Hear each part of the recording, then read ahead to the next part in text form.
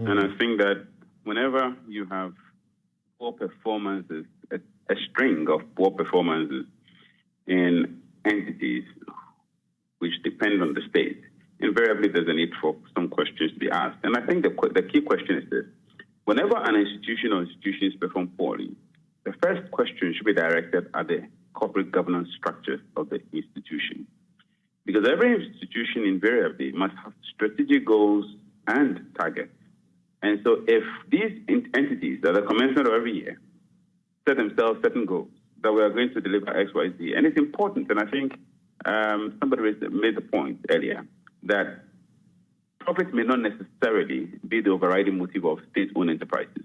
The point is that state-owned enterprises feel a vital gap that normally private enterprises either are unwilling or unable to fill. And also because of certain predictability of service delivery. Because when you leave it to private enterprises, because they are driven by profit and they are driven by other forces of demand and supply and other external forces, they may not necessarily respond to the fundamental variable of constant delivery. So to avoid this, state-owned enterprises fill that critical gap among other important reasons, such as ensuring that there's a reasonable accessibility to certain utilities and services, and that cost is kept to a certain bare minimum, among others. But every entity starts or begins its year by setting itself certain strategic goals. So if you do have boards, and that is where, again, the problem comes in. If you do have boards that are competent, that are responsive, that have an understanding of the strategic movement of things within the environment in which they operate, boards would invariably have to ensure that these losses are kept to a bare minimum or eliminated altogether. If we have politicized our boards, and this is a point that cannot be belabored, from government to government, every time new governments come, we have to constitute boards.